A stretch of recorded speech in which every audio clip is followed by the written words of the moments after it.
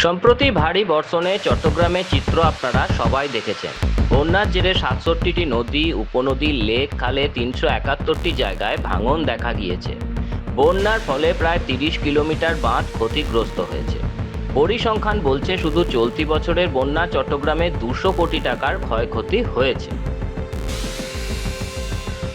আজকের প্রতিবেদনে শুধু বন্যা নিয়ে নয়, বরং কি এমন পরিস্থিতি তৈরি হলো যে এত পরিমাণ ক্ষয়ক্ষতি হয়ে গেল।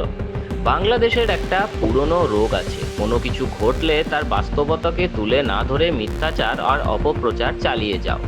অতি সম্প্রতি তার উৎকৃষ্ট উদাহরণ মিলেছে বিএনপি নেতা রুহুল কবির রিজভীর কথায়। তিনি অভিযোগ করেছেন অতি সম্প্রতি বন্যায় যে সাধারণ মানুষ মারা গিয়েছেন তার জন্য দায়ী অতীতের সরকারের অপরিকল্পিত উন্নয়ন। অর্থাৎ তিনি যে শেখ হাসিনাকে লক্ষ্য করেই বান ছুড়েছেন তা বলার অপেক্ষা রাখে না।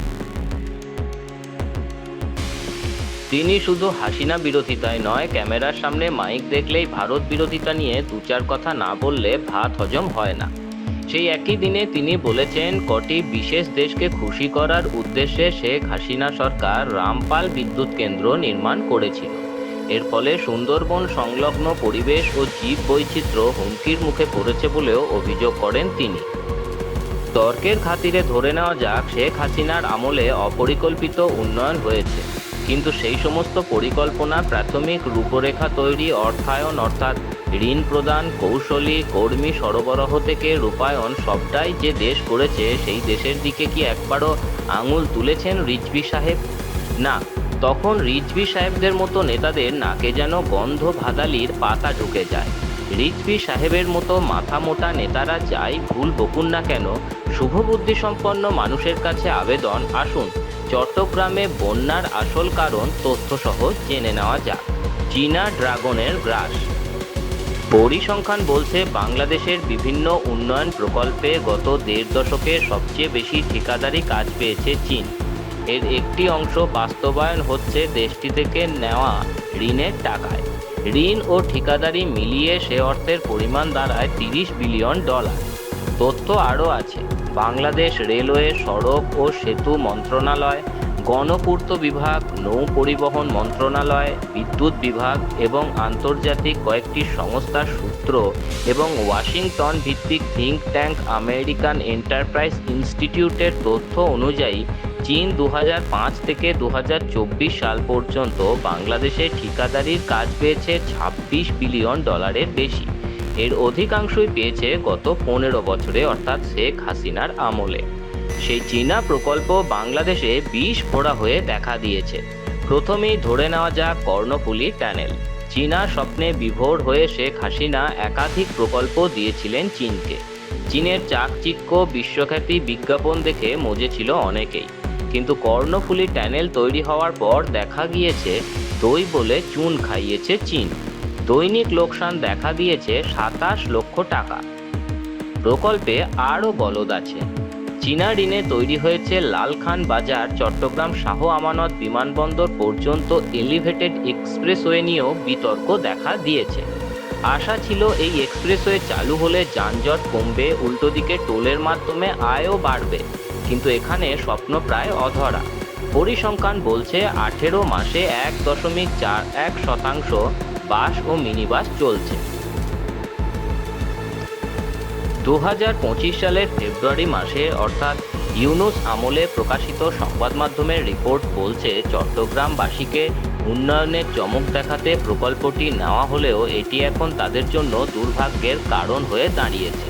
পূর্ণাঙ্গ নকশা না করেই প্রকল্প নেওয়ার কারণে 3 দফায় প্রকল্পের ব্যয় বাড়ছে 1064 কোটি টাকার বেশি।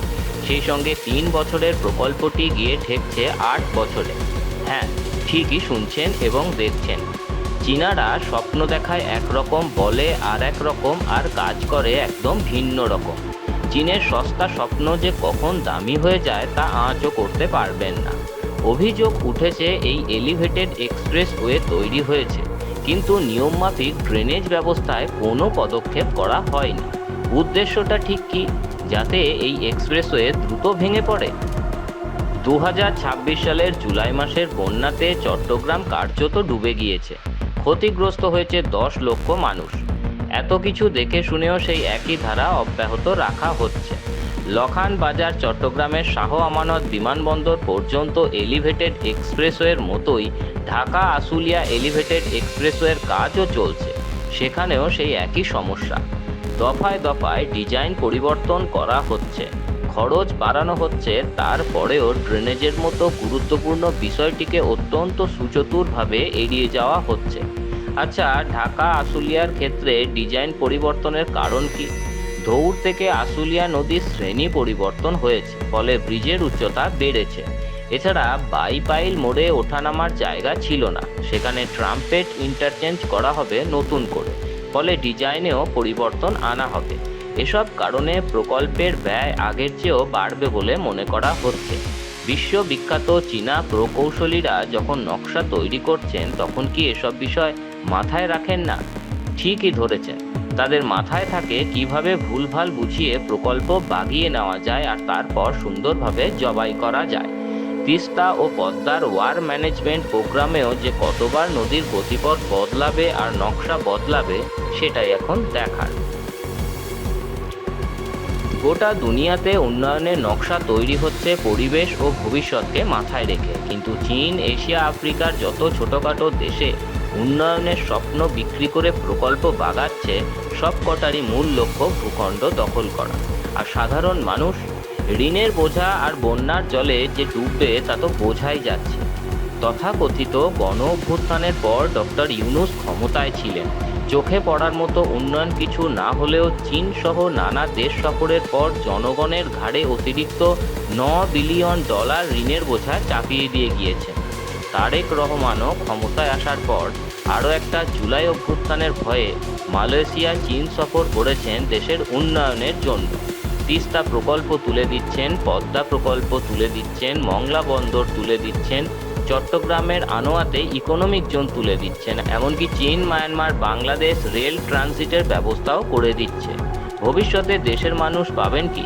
এখন মিষ্টি জলে ভাসছেন, ভবিষ্যতে নোনা জলে হাবুডুবু খাবেন।